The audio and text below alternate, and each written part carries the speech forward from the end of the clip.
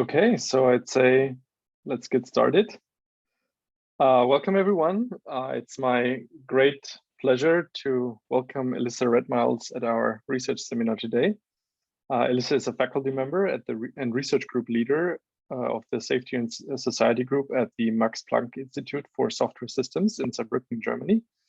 And in her research, she uses computational, economic, and social science methods to understand users' security, privacy, and online safety related decision-making processes.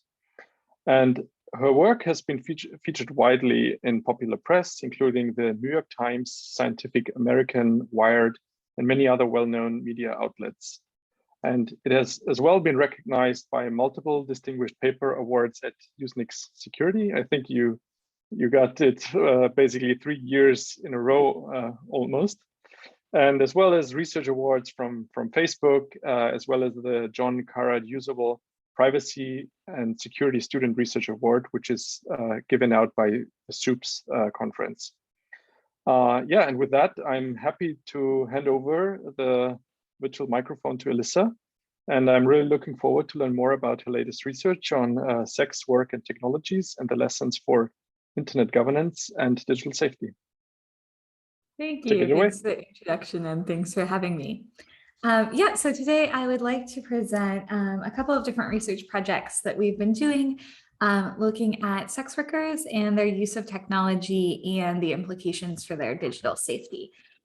These pieces of research are in collaboration with a big team of folks who are listed on the right here, and I'll sort of list the papers as we go along throughout the talk. I'm also happy to take questions as we go, so feel free to kind of raise your virtual hand and then I'll pause when I get to a good point. Awesome. So sex workers make up a sizable portion of the digital workforce. And sorry, hold on, let me get my Zoom is in the way. Hold on, sorry. One moment.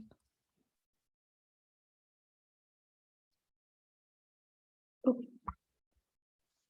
Back we go. Okay, so they make up a sizable portion of the global workforce. So the United Nations actually estimates that about 0.5% of the population has done sex work at some point in the past. And typically this work is certainly stigmatized. It's often also criminalized as well. So this map shows in red the countries where sex work is criminalized, and in yellow places where it is regulated, and then the very small number of places where it's decriminalized, meaning there's absolutely no regulation and people can just kind of do the work that they want to do in the way they want to do it without necessarily like government oversight. And technology is used for sex work in many different ways. So there are folks who do online only sex work. For example, you may have heard of the OnlyFans platform, which has gotten a bit of attention. This is a UK-based platform where people can sell content, and it can be any kind of content, but a large portion of what people are selling is adult content. So images, videos, chatting, etc. Chatterbait is one of the big camming platforms, which is basically like virtual stripping all the way through kind of interactive, more adult content. And then for folks who do in-person sex work, they're also using technology for things like digital advertising or communicating with their clients. And so the focus of today's talk is going to be on the intersection between sex work and technology. And the reason that I actually originally got interested in this was that often in the security community, we kind of say, well, if only people understood the risks, then they would engage in, such and such security behavior. And so I had been trying to think about, what is a population that has really tangible risks, so we can kind of evaluate whether that's actually true or whether the security tools that we have available are actually meeting people's needs.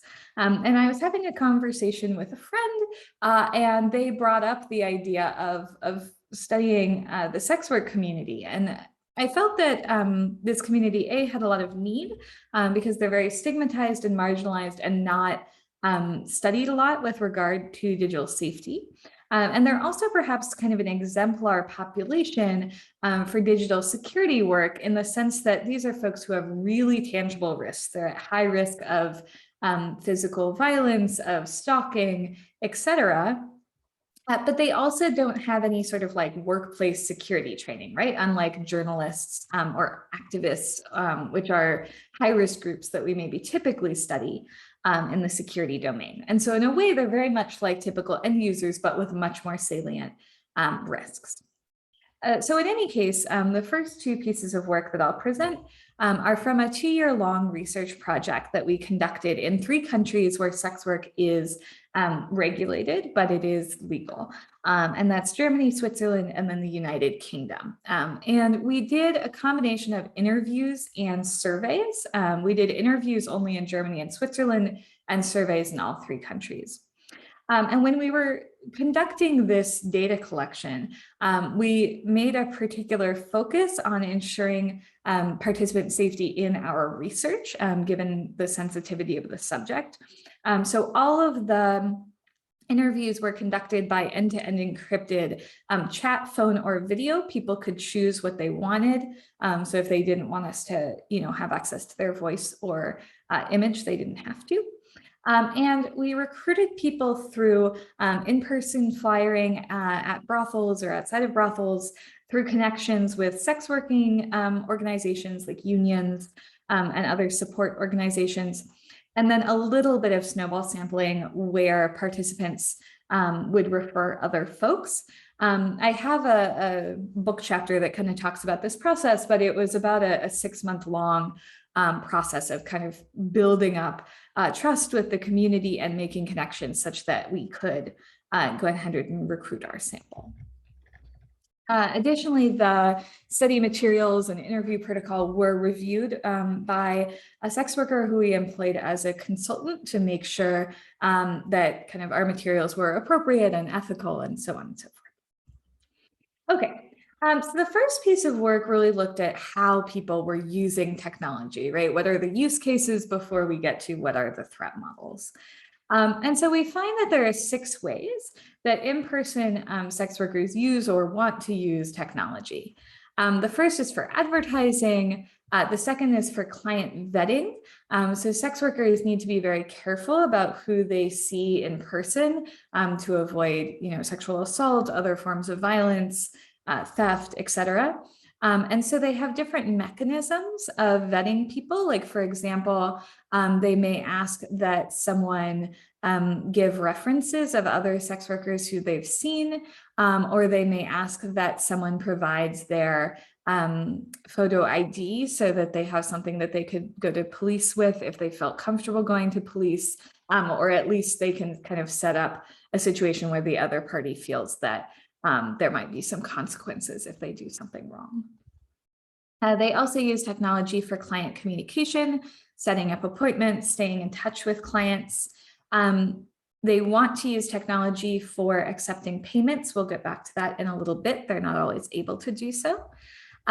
They also use technology for support and education, so to connect with peers and get harm reduction techniques, learn about safety techniques, online, offline safety, etc. And finally, they use technology for activism. So even though we were studying sex work in countries where it is regulated and you can do sex work legally, there's still like an ever-changing kind of legislative landscape where new regulations will come into place, or new initiatives to criminalize sex work will come up. And so the sex work community is sort of constantly engaged in activism, and being able to use technology for that is very valuable.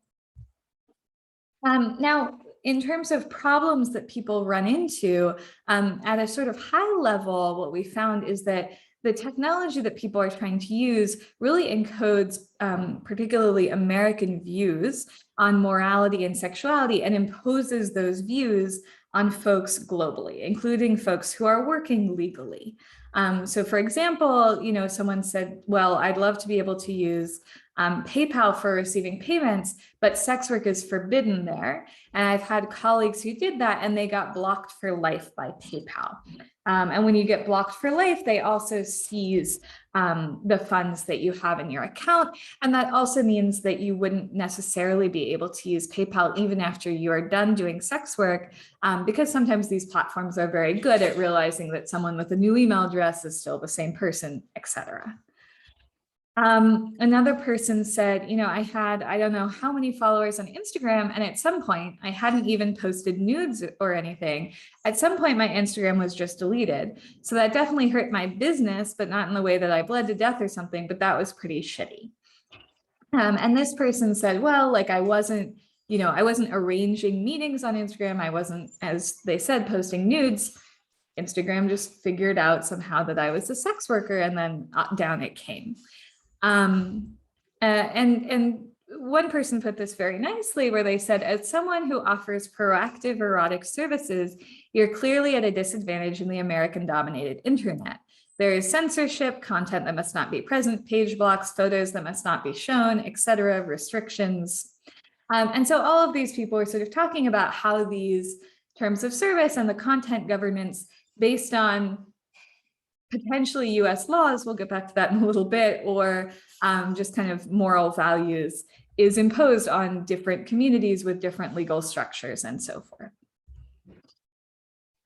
Further, as we kind of see through some of these examples, content moderation and governance isn't just regulating work, like what kind of work you do on the platform, but actually your identity. And so we heard a number of our participants who said Airbnb in particular was banning them just for being a sex worker. And this is something that popular press like Vice had reported on as well. So Airbnb has a patent to use machine learning to identify sex workers, people who have mental health conditions, etc. And in their terms of service, they can ban people for having these identities, regardless of whether they're trying to do work on the platform, or in the case of mental health, like whether there's been a complaint.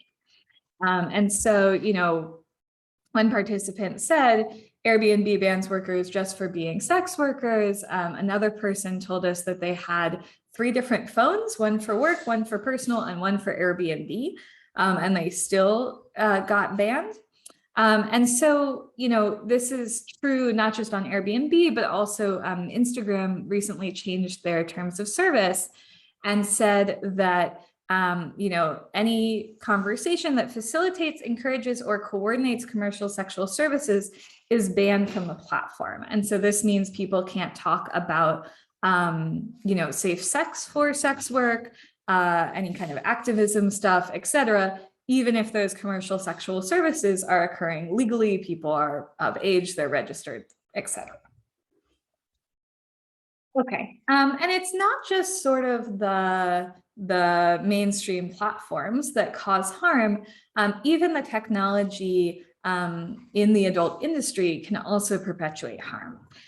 So for example, one participant said they, speaking of an adult industry platform, simply took my ads out of the papers and put them on the internet without asking. And they were talking about an experience a number of years ago when they were still doing print ads. And so all of a sudden they were getting calls from clients asking for services that they actually didn't provide, because this place had not only taken their ad out of the paper, but changed it. And they didn't know where these people were coming from. And that's very dangerous because a lot of sex work relies on being able to set boundaries about what kind of services you do and don't offer, and your vetting practices and so forth. And so when your content gets taken or your contact information is posted without your consent, this can be quite risky. Another person said, yeah, there's this website that would make ads for you. Like it'll find your personal website, take your stuff, and then turn it into an ad. And then they'll post that ad and they'll try to sell it back to people.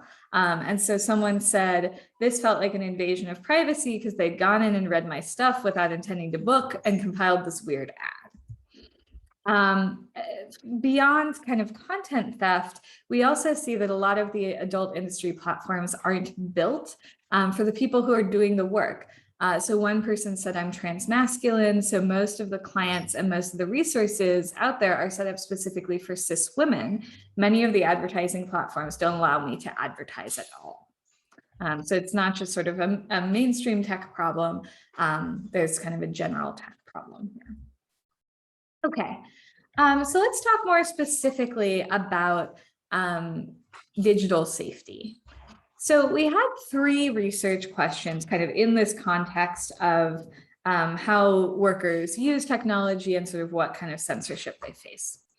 The first is how sex workers define safety, particularly digital safety.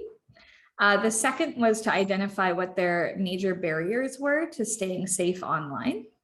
And finally, to understand what strategies people are already using to stay safe so that we can perhaps better align the technologies that we build to help people do what they're already doing well in an easier way. Okay, so first let's talk about research question 1. How do people define safety? Well, we find that there are 7 forms of safety for sex workers.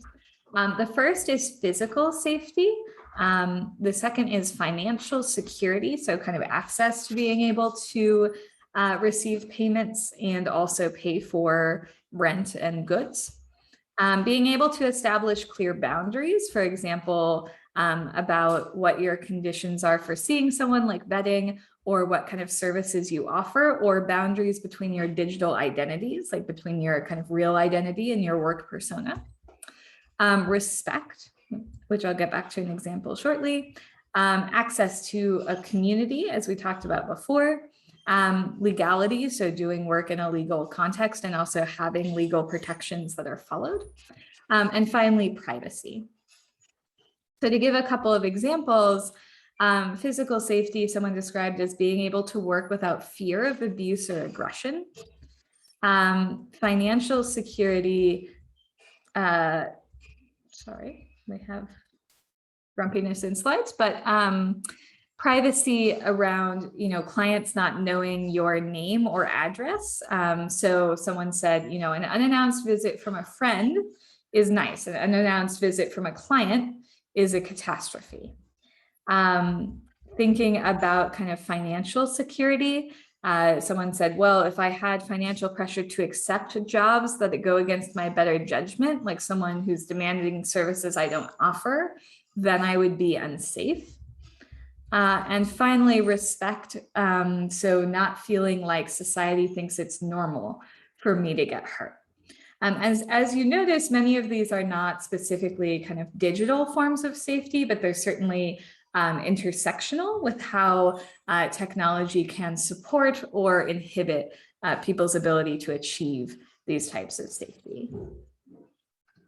Okay, so what are the barriers to achieving this safety online? The first is that clients can be aggressive and or invasive. So, someone said, if you decide to close the work relationship, some clients become obsessive. A couple of times I've been blackmailed, threatened that they'd expose my activities online to my peers. Others have just showed up at my place of work looking for me. It's very unsettling, but with the right precautions, I've learned to avoid it. I'd much rather lose money than meet someone with potential to cause problems. Another person said, my partner, who's also a photographer, has photographed me a couple of times. I wasn't very smart and I published my photos with his tag on a relatively public forum. Then a client of mine who is very fond of me, which I also wasn't totally aware of, did some research and figured out who my boyfriend is. He found our places of business and then of course knew what we did in our free time, what our names are. Since then I pay extremely close attention which tag is on the pictures. So people are pretty determined when they want to find folks. As I mentioned before, sex work advertising sites can be predatory where they distribute people's content without their consent.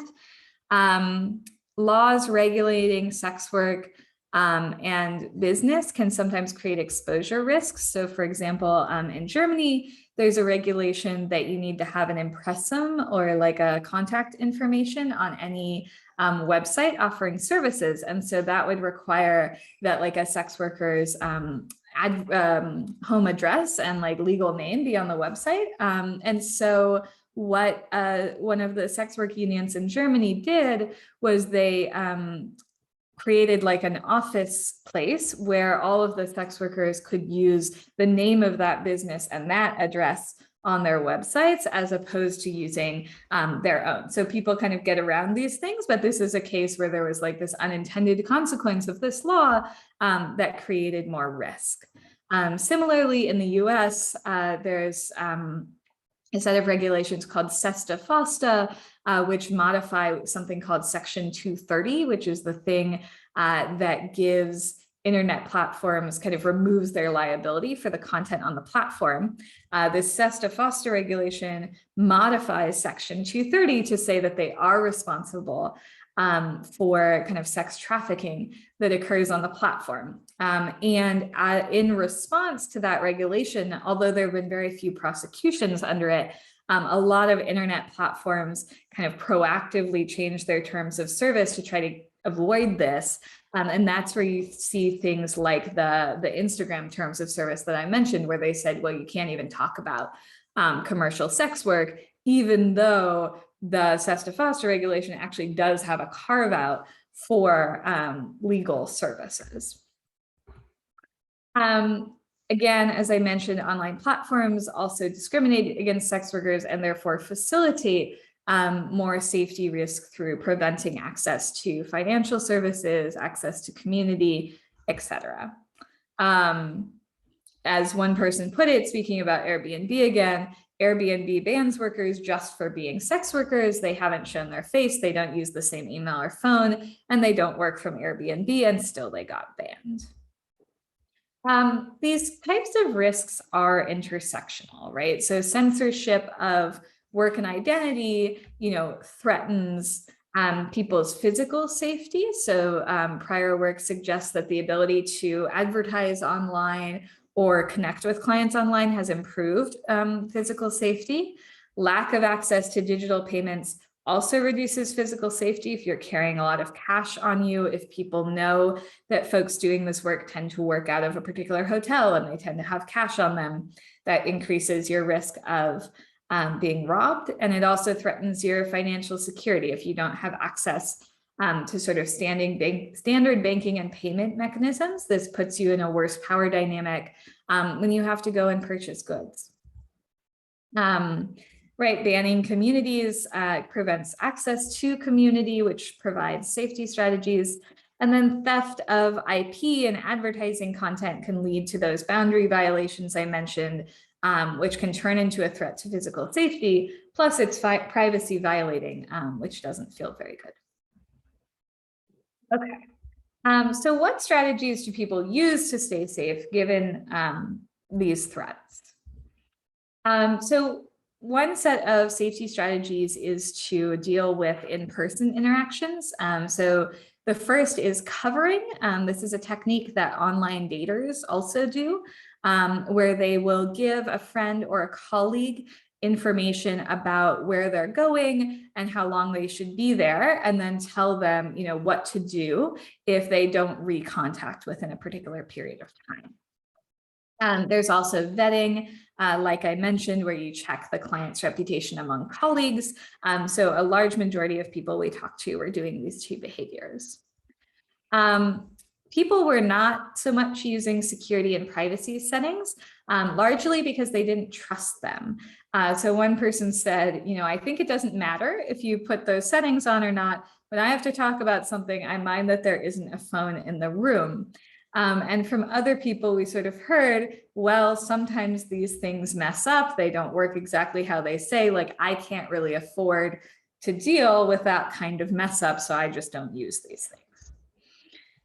In terms of kind of technical security tools, few people also used those, not because of their own kind of usability reasons, but more so because there's a two-sided relationship here, right? It's not just whether the sex worker adopts the tool, it's whether their clients are willing to use the tool. And so as one person put it, I would gladly do all of the above, but that really only works when the customers participate. All of these things, and then they went on to say, like, the customers just really don't want to figure out how to do this. And so that's kind of different perhaps than a lot of times our mental model around people using security tools, which is very much about a single individual as opposed to a cooperative relationship, especially with a power dynamic where one is a service provider and one is a client. So what do people do instead? A lot of people use an alias or persona. So they have a totally separate, potentially pictures, but certainly name, email address, phone number, and in a lot of cases, devices as well. So we had a number of people using different devices. And one person said, doing this is also time consuming and annoying. It's stressful having all of these phones and personas and things I have to remember. I'm like, shit, did I miss that when I put this up? All the time. And there they were talking about like some metadata on a picture. And so a lot of people would say, yeah, and then I screw up once in a while, right? Like I look at something work related on the personal phone, and then I know it may all be connected. People also do a lot of self-censorship. So they very carefully curate what they put out online. Many in-person workers don't have any personal social media at all to avoid being outed. The term is used similarly to like the LGBTQ community, basically someone finding out that you do sex work. About half of our participants hid their face and identifying features like tattoos or birthmarks in photos that they posted. People would also sometimes delete their accounts if they are traveling between countries. So one person said, I'm legally allowed to work, but I'm scared of getting banned from entering certain countries just for being a sex worker. So I remove all of my info, my account, my website, and wipe my phone before traveling. So really a lot of effort that people are putting into this. As I said, like doing this is hard. And people feel like their mistakes are inevitable. And they're definitely kind of resigned to that fact. So one person said, I log into Kaufmisch, which is a German escorting website for advertising. And they said, I log into Kaufmisch in browser on my personal phone, and my Apple account for work phone is registered to my passport name. This stuff could get me killed or deported. I'm not prepared. And one kind of piece of context here, right, around outing is that it's not just that people are concerned about the stigma of being a sex worker, but sometimes landlords will kick you out of your housing if they find this out. For some people, their sex work would reveal their sexual identity, which may not be legal in the country that they come from. And if that was found out, it would be difficult for them to return home or very dangerous for them to do so. Okay, so those are kind of the strategies people are taking, and we'll get to at the end, like what we can do as technologists to make this easier. But I wanted to briefly talk about what happened with the COVID pandemic, because people often ask me, okay, you did this work, we did this data collection in 2018, 2019, what happened once COVID hit? So we did an interview study with 34 people all across the globe who were in-person sex workers prior to the pandemic and then pivoted online when the pandemic hit. So people couldn't do in-person work for two reasons. One, there were lockdown laws and regulations. And so even in places where sex work was regulated or legal, it no longer was during portions of the pandemic. And so someone said, since the pandemic started, it's been criminalized because of the hygienic laws.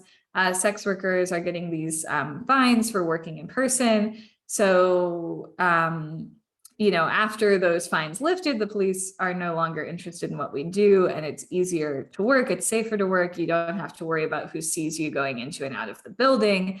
So basically, like before the pandemic, they could just do work, but now they'll get fines or they can't. And people aren't not working just because of the laws and regulations, but people were also, of course, concerned about the risk for themselves, and clients were concerned about health risks as well.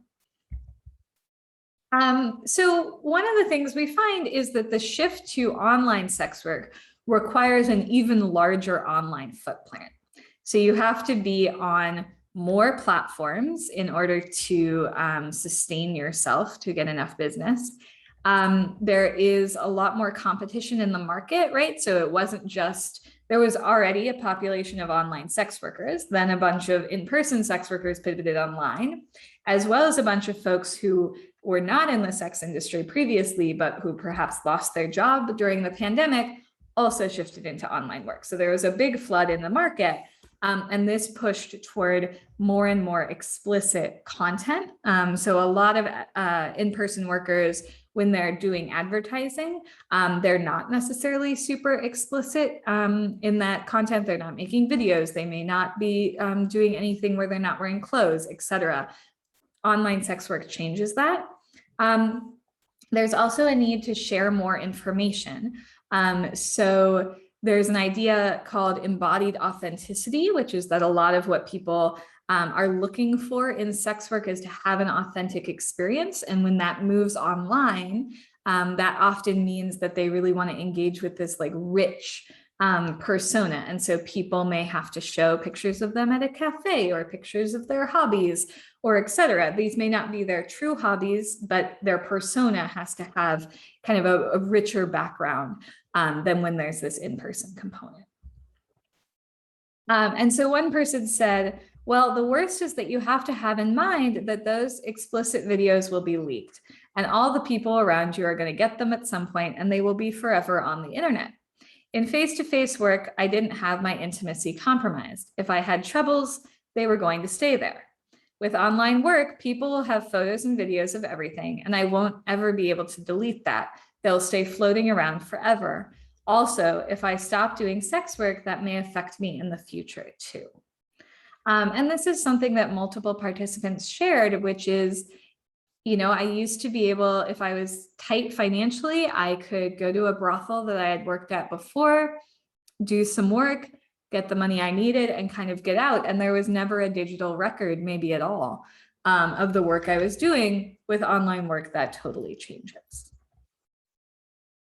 So as I said, this kind of branding expands people's threat models and risks, right? So we already talked about platforms discrimination and people being banned from payment platforms. There's also even more risk of stalking and doxing. So one person said, I took a selfie in the bathroom and I uploaded it to Twitter. A guy went to the same bathroom and posted the selfie of him in that bathroom under mine, like I know where you are. Those stalker things are the ones that make me more scared.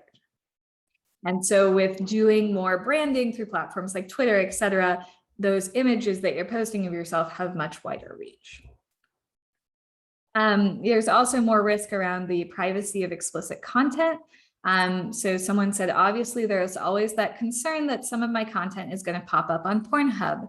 That's always a risk and part of the reason I prefer in-person sex work to online, but it's a risk you live with. So what do people do? So we did notice that folks in this sample had a richer set of sort of censorship evasion strategies. So one person was using an AI tool to predict whether their content would be censored. So they said, yeah, there's this website where you can put in a photo and use the same machine learning that Instagram uses, and it tells you if it's too sexy, if I can upload this to Instagram or not. And the reason people want to know in advance is that there's hierarchical content governance, right? So if you do a violation the first time, maybe you're banned for 24 hours. The next time it's for a couple of days, next time a week, the next time a month. This can have a big impact on your business, or you might get banned altogether. People are also establishing relationships with their clients and contact with them outside of the platform to ensure that if the platform went down, they'd still be able to maintain their income. This obviously is a strategy that increases your risk profile as well, because sometimes there's protection from the platform, like if you don't get paid. And finally, people are nesting links. So they're using like Linktree in order to put an OnlyFans link in a Linktree, and TikTok hasn't figured out like how to crawl that yet to censor it. So people are doing those kinds of strategies. For IP and content protection, people are using watermarking. So sometimes they will put the name of the client on the picture, or the name and address of the client on the picture. They might say the client's name repeatedly in a video if it's like custom content. They're also using what are called DCMA tools, or DMCA, sorry, DMCA tools. So DMCA is the Digital Millennium Copyright Act in the US, and it gives you the right of removal for content that you have copyright over, so pictures or videos you've taken of yourself. And so one person said they actually used a platform specifically because they will send those DMCA takedown notices for you. And that's kind of cool, as they put it, because otherwise you have to go find cases where your content pops up. And so one person had done their own manual searches by setting a Google alert for their stage name, and it'll tell them if there's new videos uploaded of them, and then they'll send messages to the platforms that have these hosted asking them to delete it. So a lot of work kind of trying to take down this content.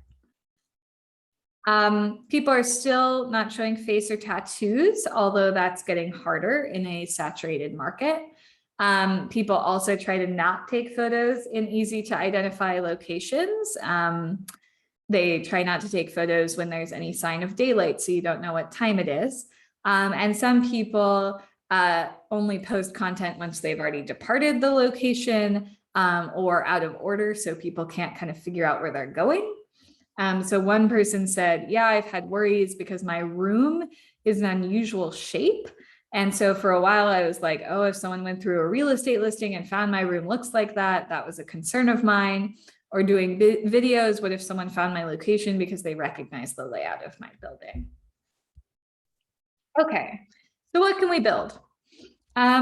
People need tools that accommodate multiple personas, right? So there's been a little bit of hardware security work on kind of separating identities at a hardware level, but it was never evaluated from a usability perspective, or to my knowledge from kind of a threat model similar to this one. People need more than just settings though, and the fact that they're using multiple phones means that this probably needs to be down to kind of a hardware level of separation. People also need tools that provide algorithmic transparency, not just privacy transparency, right? They want to be able to predict what kind of content moderation is going to happen if I upload my content. This can actually be protective from a safety standpoint. People need tools that allow for tracking and protecting their content, right? What kinds of, is this a case where we could have distributed kind of tracking of the provenance of content? How can we do this in a privacy preserving way, right? Right now, you have to upload your content to a database that might fingerprint it. This is a third party. It's not like a privacy preserving hash of your content. It's the actual content. So now you're exposing yourself to more risk. How do you track this stuff? How do you track this stuff when people try to remove the watermark? Are there like stenographic techniques that you could use to keep the watermark on there in a better way, et cetera? And most importantly, the things we build need to be led by and in collaboration with the populations they serve, right? And thinking about the unique kind of circumstances that aren't just true for sex workers, but are true for other forms of gig workers, other marginalized populations, things like how do we get the client to use it too, or how do we make sure that there is absolutely no risk that you would be outed. And kind of on that last point, what's especially important is that we work to empower communities to design, build, and evaluate the technology that serves them, right? And as one person said, one of their biggest pet peeves was that almost all of the platforms that serve sex workers in terms of advertising or safety aren't run by sex workers. They're run by older white dudes who are profiting off of the sex workers, and they find that problematic in many ways.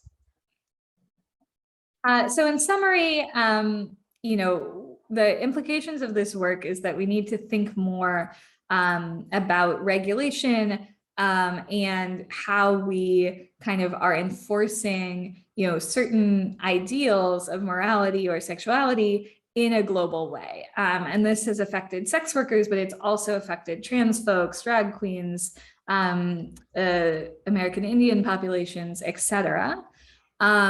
We want to incorporate and listen to marginalized voices in policy and technology development.